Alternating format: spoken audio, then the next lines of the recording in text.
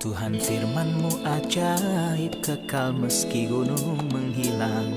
Tiada huruf yang gagal, tak terpatahkan siasat.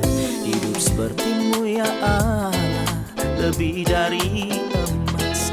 Aku bersaksi kitab-Mu, kitab yang suci. Terdengarkan firman-Mu, hibur hati yang luka.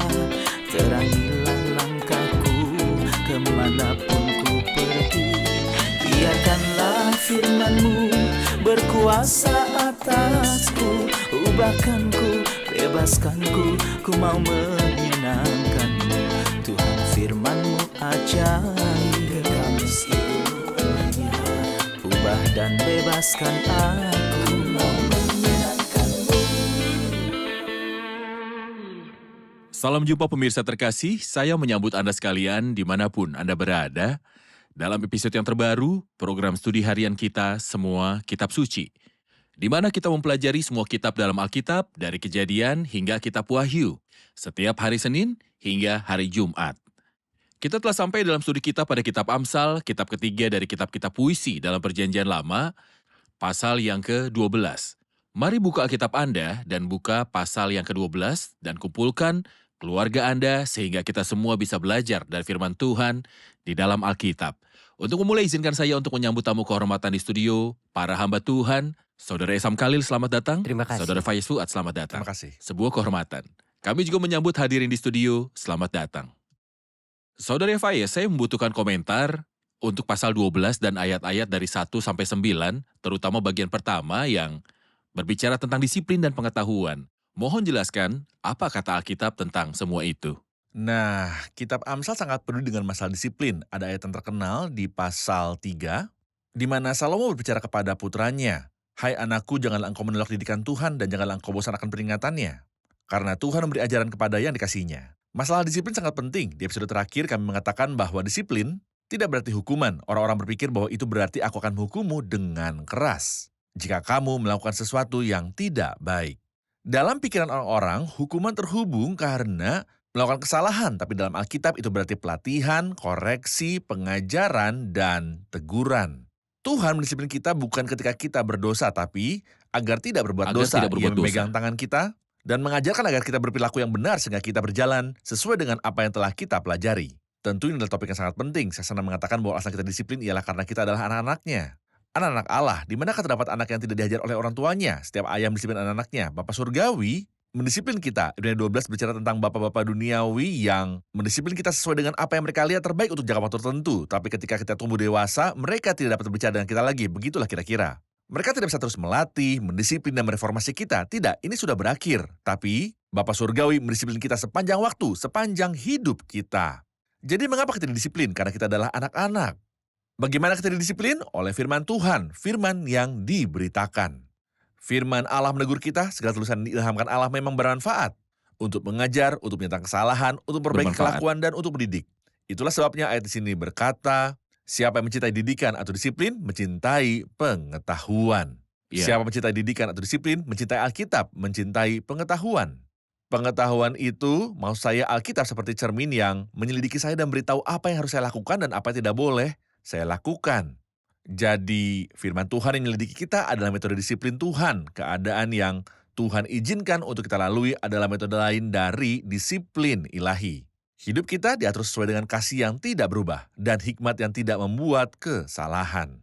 Tuhan mengatur segala keadaanku, masalahku, bahkan penyakitku yang Dia izinkan. Dia merancang segala sesuatu dalam hidupku, sehingga saya bisa disiplin dan belajar menjadi unggul. Tujuan dari disiplin ini adalah untuk kebaikan kita agar kita dapat mengambil bagian dalam kekudusannya. Iya. Dan metode yang kita gunakan untuk menanggapi disiplin, orang mungkin membenci disiplin Tuhan kita, Dia tidak akan peduli. Yang lainnya akan berkecil hati mengatakan, tidak, Tuhan beri saya terlalu banyak. Dia seharusnya tidak melakukan ini kepada saya. Tapi ada metode lain yang lebih Untuk baik, tunduk. yaitu tunduk dan dilatih olehnya. Dan taatlah, datanglah pada Tuhan. Dan katakan kepadanya, Tuhan, apa yang kau izinkan dariku? Mengapa engkau mengizinkan ini pada saya? Itu harus dilatih oleh kesulitan, seolah-olah saya memikul beban yang menghasilkan disiplin dan dilatih melalui rasa sakit dan keadaan yang Tuhan izinkan untuk saya lalui. Ayat yang ini dalam Ibrani 12, memang tiap-tiap ganjaran pada waktu ia diberikan tidak mendatangkan sukacita, tetapi duka cita. Sementara saya dalam pencobaan atau dalam keadaan sulit, sementara Tuhan mendorong saya ke sudut. Saya akan sedih dan terluka, tapi akhirnya ketika pelatihan mendatangkan buahnya, ia menghasilkan buah kebenaran yang memberikan damai kepada mereka yang dilatih olehnya. Buah di sini adalah indikasi bahwa orang percaya lebih mirip dengan pribadi Tuhan Yesus Kristus. Menikmati berkat-berkat rohani dan menikmati kedamaian bahkan jika pencobaan berlanjut. Benar, ini benar-benar indah, terutama ketika Anda telah menunjuk pada hubungan antara ayah dan anak-anaknya. Sang ayah tidak mendisiplinkan para budak, tetapi mendisiplinkan anak-anaknya. Ini hanya terjadi dalam hubungan ini. Saudara Esam, dalam ayat 4, seorang istri yang sangat baik adalah mahkota suaminya, tetapi yang membuat malu adalah seperti penyakit yang membusukkan tulang suaminya. Apakah bumi tidak memiliki wanita yang berbudi luhur? Alkitab juga katakan siapa yang dapat menemukannya. Orang mengatakan bahwa itu tidak ada saat ini. Siapa istri yang cakap? Sebenarnya dia ada, tetapi Anda mendapatnya melalui katalog ilahi, bukan katalog manusia. Dalam Roma 12, janganlah menjadi serupa dengan dunia ini ketika Anda mencari kehendak Allah. Dan jangan menjadi serupa dengan dunia ini. Masalahnya ketika teman muda saya mencari istri sesuai dengan katalog manusia, ia ingin pasangan yang cantik, kaya, berpendidikan, yang berasal dari keluarga yang ini Itu yang atau terbaik itu. dari semuanya. Ya, yang terbaik. Kebenarannya adalah gadis itu bisa saja mendatangkan rasa malu karena banyak gadis cantik yang hidupnya memalukan. Saya tidak mengatakan semua wanita cantik seperti itu, namun maksud saya adalah dasar yang harus dipilih pemuda, terutama saya berbicara kepada mereka yang adalah orang percaya. Namun pada pemuda yang belum menerima Kristus, saya akan katakan tolong jangan bertunangan sebelum mengenal Kristus. Alkitab berkata, dia yang menemukan seorang istri memperoleh perkenanan karena siapa mendapat aku mendapat hidup, yaitu hikmat, dan Tuhan berkenan akan dia. Perkenanan harus diperoleh terlebih dahulu, yakni mengenal Kristus sehingga dia dapat memimpin saya, karena ini adalah masalah hidup. Istri bisa menjadi kebusukan di tulangnya, artinya adalah seperti air yang jatuh setetes demi setetes menembus kayu. Rumah-rumah terbuat dari kayu masa lalu, Anda melihatnya setetes demi setetes, ini pembusukan atau penggerogotan yang berlanjut. Itu membuat Itu merusak semacam... fondasi. Ya, itu membuat erosi dan menghancurkan semuanya pada akhirnya. Penjelasan itu mengatakan bahwa pernikahan bisa saja tidak bertahan lama, sedangkan katalog ilahi adanya di dalam firman Allah. Mungkin saya bisa menunjuk kepada satu pasal Amsal 31 yang telah Anda sebutkan beberapa waktu lalu. Hal-hal diukur secara berbeda, hati suaminya percaya kepadanya. Apa dasar saya bisa mempercayainya? Jika saya seorang percaya, saya hanya percaya pada orang percaya juga. Jika saya orang percaya dan mengasihi firman Tuhan, tidakkah saya akan percaya pada yang hidupnya dibangun di atas firman Tuhan? Kita lihat juga karakter lain, peduli pada suami dan anak-anak, rumahnya dibangun di atas firman dan takut akan Tuhan. Anak muda hendaknya mencari karakter-karakter seperti ini. Carilah seorang yang dapat dipercaya, seorang yang mengasihi Tuhan dan ingin melayani Tuhan sama seperti Anda ingin melayani Tuhan. Maukah Anda membuat perbandingan cepat antara Abigail, yang tentangnya kita telah berbicara sebagai wanita bijak, dan juga Isabel? Masing-masing dari mereka memiliki peran atas suaminya. Mohon beritahu hasil dari peran mereka terhadap suaminya. Abigail melindungi suaminya meski dia bukan orang percaya dari bencana yang disebabkan oleh dirinya sendiri. Lidah Nabal itu ceroboh.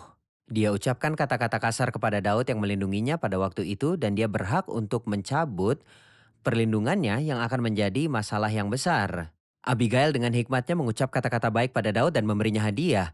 Kemarahan Daud pun terhadapnya mereda. Jadi dia selamatkan Nabal si bodoh itu. Namun Isabel adalah istri seorang raja atas kerajaan yang terhormat. Dia seharusnya takut akan Tuhan, tetapi dia malah menuntunnya ke semua hal yang jahat. Dia membuatnya menyembah dewa-dewa lain. Dia menuntunnya ke dalam sebuah kisah yang sangat tercela ketika dia merampas sebuah kebun kecil milik seorang miskin. Jadi dia membuat rumahnya hancur oleh penghakiman yang sangat mengerikan dari Tuhan. Kematian mereka tidaklah wajar dan sangat memalukan karena dia memimpin suaminya di jalan yang jahat ini, dan contohnya masih banyak lagi. Dr. Fayez, Anda memiliki definisi khusus tentang perempuan yang cakap, berbudi luhur. Apa itu? Seorang perempuan yang berbudi luhur adalah orang yang mengerjakan kebaikan. Maksud saya hal baik yang tidak dituntut darinya. Perempuan biasa, bahkan jika dia adalah seorang percaya, tugasnya adalah untuk memasak dan membersihkan, dan setia kepada suaminya dan sebagainya. Semua ada ini hal-hal adalah hal lain. yang baik dan dibutuhkan. Wanita yang berbudi luhur adalah orang yang melakukan jauh daripada yang diharapkan dari yang normal. Kata perkenanan dapat dipahami ketika kita membaca bahwa Tuhan akan mengasihi mereka tanpa syarat. Tuhan mengasihi kita sementara kita tidak layak dikasihi. Dia mengasihi kita sementara kita tidak berharap untuk dikasihi. Dulu kita Sangat buruk, dan jikalau kamu mengasihi orang yang mengasihi kamu, ini adalah hal yang normal. Semua orang melakukan itu. Apakah jasamu? Benar, dan jikalau kamu menjadikan sesuatu kepada orang karena kamu berharap akan menerima sesuatu daripadanya, apakah jasamu?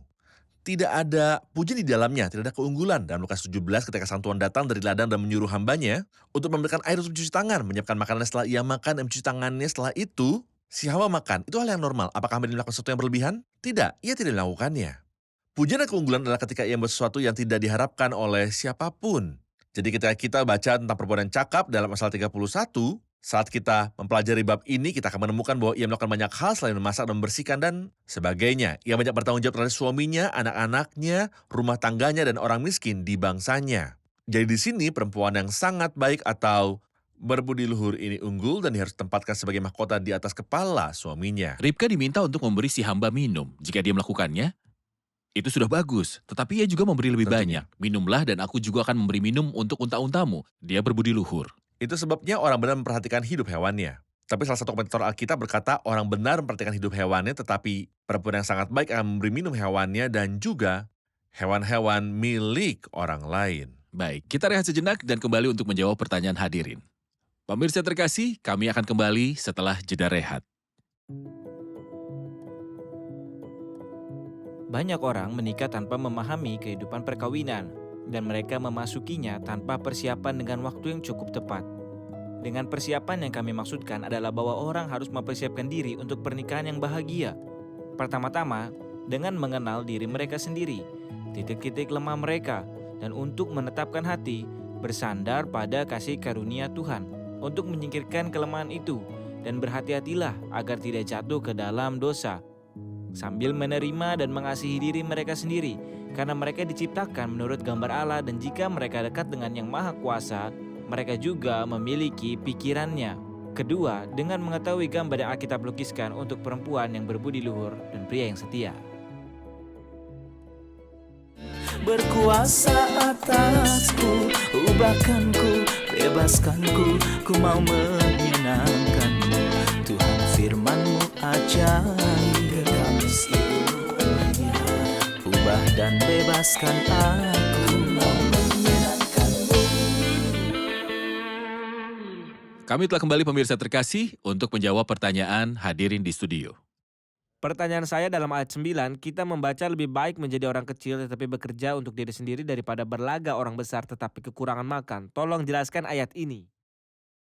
Baik, mohon penjelasan Anda. Terjemahan yang akurat dari ayat ini adalah bahwa orang miskin yang bekerja keras dan menyediakan bagi dirinya sendiri lebih baik daripada orang yang menikahi dirinya sendiri sementara ia kekurangan roti. Dikatakan bahwa orang miskin yang bekerja di ladangnya untuk mendapatkan rotinya lebih baik daripada orang yang menyombongkan diri dan berpura-pura kaya sementara dia sangat miskin, dan banyak orang meminjam uang untuk membeli mobil mewah. Banyak orang mengambil pinjaman untuk membeli apartemen mewah sehingga mereka bisa Iya, benar. membanggakan diri di depan orang-orang, dan pada akhirnya mereka kekurangan roti. Mereka suka bergaya dan dihormati oleh orang-orang, tetapi orang miskin yang menghidupi dirinya sendiri dan tidak meminjam atau mengambil pinjaman lebih baik daripada pria sombong dan suka menyombongkan diri di hadapan orang lain. Benar. Saudara Esam, ayat 10-11, orang benar memperhatikan hidup hewannya, tetapi belas kasihan orang fasik itu kejam. Siapa mengerjakan tanahnya akan kenyang dengan makanan, tetapi siapa mengejar barang yang sia-sia tidak berakal budi. Apa yang dimaksud ayat-ayat ini? Bagian ini berbicara tentang beberapa fitur praktis yang dapat kita terapkan. Dengan sangat baik hari ini orang benar memperhatikan hidup hewannya. Berarti bahwa ia tidak memperlakukannya dengan kejam. Dia tidak membuatnya bekerja lebih dari apa yang seharusnya. Dia berbicara tentang hewan apapun, apakah itu keledai dan sapi diikat ke kincir air atau hewan apapun. Ini adalah alat mereka di zaman kuno. Dia ingin mengatakan jangan menyalahgunakan bahkan hal-hal yang kecil. Orang mungkin berkata, tapi itu keledai, biarkan dia bekerja. Tapi orang benar berkata itu sudah cukup. Tapi belas kasihan dari orang jahat itu kejam. Jadi karakter orang itu jelas terlihat melalui cara dia mengurusi bahkan hal-hal yang tidak hidup. Kita dapat mengenal seseorang dari cara dia berurusan dengan hewan, dengan orang-orang yang berurusan dengannya, dan dengan hal-hal yang dia gunakan. Beberapa orang berkata, saya telah memperlakukan dengan penuh belas kasihan. Namun yang berkata menunjukkan belas kasihan, Setelah ia menghancurkan orang-orang yang dia bekerja juga yang dengannya. menghancurkannya. Ayat berikutnya saya harap kita bisa perhatikan karena terjemahannya sangat penting bagi saya. Saya bisa bacakan terjemahan lainnya yang bunyinya adalah, siapa mengerjakan tanahnya, Itu ayat NIV 11. ayat 11. Akan kenyang dengan makanan, itu hal yang alami. Mereka yang bekerja keras, tanaman-tanaman mereka akan berlipat ganda. Itu berbicara tentang kerajinan yang diberitahukan dalam seluruh kitab kepada kita bahwa hal itu efektif. Dengarkan bagian kedua. Siapa mengejar barang yang sia-sia tidak berakal budi. Mengejar barang yang sia-sia. Ya, Benar. dia yang Iya, mengikuti dia yang kesembronoan mengikuti mengejar kesembronoan. fantasi. Dengan kesembronoan ia Iya. tidak bermaksud orang jahat, tetapi maksudnya fantasi. Hal-hal yang sia-sia. Satu delusi. Benar. Hal-hal yang tidak bernilai. Saya ingin kita perhatikan hal-hal yang merupakan kesia-siaan dan hayalan dalam hidup kita. Salah satunya dunia maya, internet. Orang-orang memasukinya untuk mengejar fantasi-fantasi. Misalnya kita mendengar hubungi 0900 dan ikuti tantangan dan Anda akan memenangkan $1 juta dan kemakmuran akan Sebuah mengejar hayalan. Anda. Atau permainan yang membuat seseorang hidup dan menanam dan memiliki sapi dan mendapatkan uang maya sambil duduk di komputer dan memiliki ladangnya, uang tumbuh di depan matanya. Bayangkan seseorang yang mengejar fantasi seperti itu atau yang berpikir Ya, mereka bahwa mendapatkan lebih banyak koin dan uang dan mendapatkan emas lebih dan banyak menjadi kaya suka secara dan maya. pengikut di media sosial berarti dia terkenal. Beberapa dari orang-orang ini merasa puas dengan bertambahnya teman-teman mereka di Facebook. Sementara dalam kehidupan nyata mereka tidak dapat berurusan dengan orang-orang lain. Jadi saya ingin menarik perhatian pemirsa bahwa kita bisa hidup dalam khayalan besar di dunia maya ini. Dan akhirnya kita menyadari kegagalan kita karena kita tidak mendapat uang seperti yang dikatakan situs-situs ini atau juga pengikut kita di media sosial. Kita pun tidak benar-benar menang dalam permainan ini. Kita hanya peduli pada hal-hal yang tidak ada nilainya. Atau bahkan menghabiskan waktu di Facebook, berkhotbah kepada orang lain, berpikir bahwa saya menjadi abdi Allah yang berpengaruh. Lalu saya akan menemukan bahwa saya tidak memiliki akar atau fondasi atau bahkan aturan. Setiap kesuksesan di internet ataupun Facebook adalah kesuksesan yang maya. Karena Anda berada di dunia maya. Benar. Karena kehidupan nyata itu berbeda. Kenyataan ada dalam berurusan dengan orang lain, realita adalah kehidupan kita sehari-hari. Saya hanya ingin menempatkan ayat yang kita miliki bersama dengan ayat yang lain, yaitu di ayat 15. Jalan orang bodoh lurus dalam anggapannya sendiri. Yang mendengar nasihat ia bijak. Saya ingin katakan, kepada setiap orang yang puas dengan cara-caranya sendiri, dengar nasihat itu cari dan periksa. Benar. Hari ini kita tawarkan nasihat adalah baik Benar. untuk mendengarkannya. Siapa mendengar nasihat ia bijak. Saya ingin katakan sesuatu tentang hal praktis di sini dan saya akan menyerahkannya pada para pemirsa. Ayat 18 ada orang yang lancang, mulutnya seperti tikaman pedang. Lalu saya bilang bercanda. Namun itu bisa menyebabkan banyak masalah bagi orang lain, tapi lidah orang bijak mendatangkan kesembuhan. Semoga Tuhan membuat kata-kata kita membawa berkat dan penyembuhan bagi orang-orang untuk tidak menjadi seperti pedang yang menikam. Amin. Kita akan rehat sejenak dan akan segera kembali. Pemirsa terkasih, kami akan segera kembali setelah jeda rehat. Ubahkanku, bebaskanku, ku mau menyenangkanmu. Tuhan firman-Mu ajaib, kekal selamanya. Ubah dan bebaskan aku, mau menyenangkanmu. Kami telah kembali pemirsa terkasih untuk melanjutkan studi kita tentang pasal 12 di dalam kitab Amsal. Dr. Fayez dalam ayat-ayat mulai dari 12 sampai 18 ada beberapa perbandingan. Bisakah Anda menunjukkan perbandingan itu? Nah, ayat 13 misalnya, orang jahat terjerat oleh pelanggaran bibirnya. Apa arti ini? Ketika orang jahat mengatakan hal-hal yang tidak benar atau tidak layak dikatakan, ia membawa masalah bagi dirinya sendiri. Contoh yang jelas tentu saja Nabal ketika ia mendengar berita tentang Daud, ia menghina Daud, mengatakan, siapakah Daud? Siapakah anak Isa itu? Pada waktu sekarang ini ada banyak hamba-hamba yang lari dari tuannya. Ia menganggap Daud sebagai budak yang melarikan diri dari tuannya. Seorang budak yang datang untuk memanfaatkannya, jadi ia meremehkan Daud. Ia seharusnya diam atau berbicara dengan baik tentang dia. Tetapi sayangnya ia cepat berkata-kata dan berita itu sampai ke Daud dan ia mendatangkan masalah bagi dirinya sendiri. Ia hampir dibunuh. Tetapi orang benar dapat keluar dari kesukaran. Jadi Abigail keluar dari masalah dan ia membawa suaminya Benar. keluar juga. Karena ia bicara dengan bijak, kata-katanya penuh kasih, tidak hambar. Ia meredakan kemarahan Daud serta membawa dirinya keluar dari Benar. masalah dan problem. Kita membaca muka orang bodoh segera terkenal, tetapi orang bijaksana menutupi rasa malu. Menutupi rasa malu mengingatkan saya pada Ham, Sem, dan Yafet ketika Nuh berdosa dan menanam kebun anggur Menanam kebun dan anggur, ia mabuk mabuk dan dan tersikap mendapat aib. auratnya. Ham melihat ayahnya dan pergi untuk memberitahu saudara-saudaranya. Ia seharusnya menutupi ayahnya, tetapi sayangnya ia berbicara dan memberikan laporan yang buruk. Tapi Sem dan Ham, bukan Sem dan Yafet, mengambil selai kain dan berjalan mundur dan menutupi ketelanjangan ayah mereka tanpa melihatnya. Jadi mereka menutup aib Nuh dan saya ingat bahwa iman dalam perjanjian lama memiliki sesuatu yang disebut sepit dan penadahnya. Ketika pelita di Pelita-pelita di rumah rumah Tuhan Tuhan. memiliki abu yang membuatnya tidak berkilau seperti seharusnya, maka imam akan masuk dengan sepit dan penadahnya untuk mengumpulkan abu yang membuat cahaya bersinar lebih terang dan ia meletakkan abu di atas penadahnya. Dan akan ada semacam abu, imam tidak akan Iya, pergi dan menutupi mereka. menebarkannya karena hal itu akan mengotori. Mengotori apa? Pakaian putih para imam. Tetapi ia akan pergi menutupi abu itu. Ini berbicara tentang kasih yang menutupi banyak dosa. Kasih yang menutupi sesama kita dan tidak menyebarkan kabar buruk tentang kesalahan mereka. Benar. Saya ingin tambahkan dalam ayat 16 yang dikatakan saudara Fayez dalam bagian pertama. Bodohlah yang menyatakan sakit hatinya seketika itu juga. Dalam terjemahan lain berbunyi orang bodoh langsung menyampaikan kemarahannya. Langsung. Dia mengambil keputusan Orang buat tergesa-gesa. saya marah, langsung saya responi. Tanggapan yang tidak dipertimbangkan adalah satu kebodohan. Kita butuh hikmat Tuhan sehingga kita bisa pertimbangkan setiap kata-kata dan reaksi kita sebelum mengatakan atau lakukan. Jadi harusnya kita tidak mengambil keputusan dalam marah. Kita Kita seharusnya tidak banyak berbicara bicara. ketika kita marah karena kata-kata kita pada waktu itu tidak dapat dipulihkan dan Benar. keputusan yang kita buat pada saat marah adalah sebuah keputusan yang bodoh. Saudara Isam, saya ingin melihat ayat 19 dan 20. Saya ingin membandingkan antara kebenaran dan kebodohan. Mohon jelaskan. Dikatakan bibir yang mengatakan kebenaran tetap untuk selama-lamanya, tapi lidah dusta hanya untuk sekejap mata. Ada orang yang tahu cara berbohong dengan baik, tapi itu akan tetap terungkap. Yang mengatakan kebenaran bertahan selamanya. Kristus yang paling banyak mengatakan kebenaran. Aku berkata kepadamu sesungguhnya firman Allah kita tetap untuk selamanya. Langit bumi akan berlalu tetapi perkataanku tidak akan berlalu.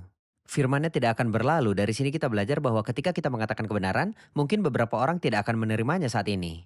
Tapi itu akan tetap selamanya karena Anda mengatakan kebenaran. Berbohong itu seperti tidak punya kaki. Suatu hari kebohongan akan terungkap juga. Kita baca di sisa ayat 20, tipu daya ada di dalam hati orang yang merencanakan kejahatan. Tapi yang menasihatkan kesejahteraan mendapatkan sukacita. Ia ingin katakan kebohongan dan penipuan itu maksud saya berbohong dan menipu orang lain. Membuktikan ada kejahatan dalam hati. Ya, Selama kita berpikir tidak mengatakan yang sebenarnya, maka ada masalah besar dalam diri kita. Berbohong bukanlah dosa kecil, ini gejala penyakit yang berbahaya. itu adalah sikap hati. Dalam hati kita, ada kejahatan besar dalam hati yang mengarah pada kebohongan. Ananias dan Safira mengatakan kebohongan yang sepertinya kecil, nampak bukan hal besar. Siapa peduli berapa mereka jual tanah itu, apakah 100 atau 200, pada akhirnya mereka memberi uang dan gereja seharusnya berterima kasih. Tidak seperti itu. Gambarannya mereka punya sejenis kejahatan di hati. Pertama, saat Petrus singkapkan kejahatan mereka berbohong kepada Tuhan dan ingin menipunya. Kedua, mereka ingin tampak begitu terhormat dan saleh dengan biaya yang terendah. Ini jahat. Dan mereka tidak percaya kepada Mereka Allah tidak percaya untuk pada masa Tuhan depan. untuk masa depan. Itu sebabnya saya berdoa agar Tuhan memberi kita bibir yang benar. Amin. Tuhan memberkati, sekarang kita akan dengarkan komentar dari hadirin. Ini sangat berarti bagi saya bahwa kitab Amsal berfokus kepada kehidupan saya secara praktiknya. Itu berbicara kepada saya tentang pekerjaan, pernikahan, kata-kata yang keluar dari mulut saya, ataupun dosa yang mungkin saya akan buat. Jadi saya sangat suka bahwa itu berfokus pada kehidupan praktis yang saya alami sehari-harinya. Baik, Saya mengerti bahwa perempuan yang cakap atau yang berbudi luhur adalah wanita yang melakukan jauh lebih banyak dan lebih bebas daripada tugas-tugasnya. Dia melakukan banyak hal lainnya lebih daripada yang diharapkan dari dirinya. terima kasih, Tuhan berkati. Terima kasih para hamba Tuhan. Kita lanjutkan Tuhan diskusi di berkati. episode selanjutnya. Pemirsa terkasih, seperti yang telah kita pelajari, kitab Amsal berbicara tentang semua aspek kehidupan. Dan itu dimulai dari rumah, hubungan antara istri dan suami, hubungan antara ayah dan anak, bagaimana dia membesarkannya dan bagaimana dia mendisiplinkannya. Bahkan hubungan antara manusia dan harta miliknya, seperti hewan, bagaimana orang benar memperhatikan hewannya. Seolah dia ingin mengatakan bahwa orang yang memiliki hubungan dengan Allah, yang menerima Kristus sebagai juru selamatnya secara pribadi, yang telah menerima kehidupan Allah dan di dalamnya ada Roh Kudus berdiam, bijak dalam segala urusan, dengan istrinya, anaknya, tetangganya, bahkan dengan hewannya, termasuk harta miliknya dan semua yang dijangkau tangannya. Itulah mengapa pertanyaan mendasarnya adalah apakah Anda memiliki hubungan yang hidup dengan Tuhan? Sudahkah Anda menjadi orang saleh? Apakah Anda seorang percaya? Apakah Anda salah satu anak-anak Allah? Tanpa Kristus, Anda dalam bahaya. Anda akan terganggu. Dan Anda adalah penyebab gangguan. Saya akan menemui Anda kembali di episode selanjutnya. Tuhan besertamu.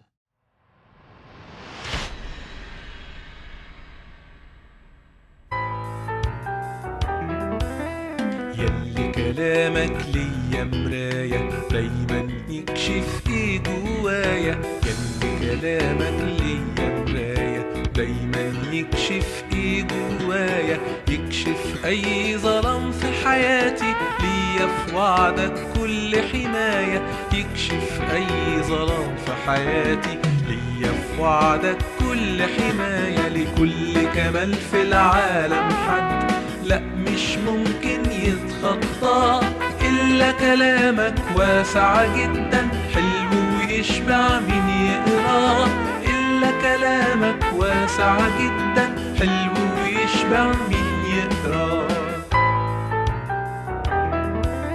يلي كلامك صادق عندي كل وعودك هي أمانة يلي كلامك صادق عندي كل وعودك هي أمانة حلو الحلق وبيشبعني أحلى كمان من أي حلاوة حلو الحلق وبيشبعني أحلى كمان من أي حلاوة لكل كمال في العالم حد لا مش ممكن يتخطى إلا كلامك واسع جدا حلو ويشبع مين يقراه إلا كلامك واسع جدا حلو ويشبع مين يقراه يلي كلامك بيعزيني أسمع صوتك فيه بيقولي يلي كلامك بيعزيني أسمع صوتك فيه بيقولي يلي قبلت فدايا مكانك جوا في قلبي غالي عليا يلي قبلت فدايا مكانك جوا في قلبي غالي عليا لكل كمال في العالم حد لا مش ممكن يتخطى إلا كلامك واسع جدا حلو ويشبع مين يقراه إلا كلامك واسع جدا حلو ويشبع مين يقراه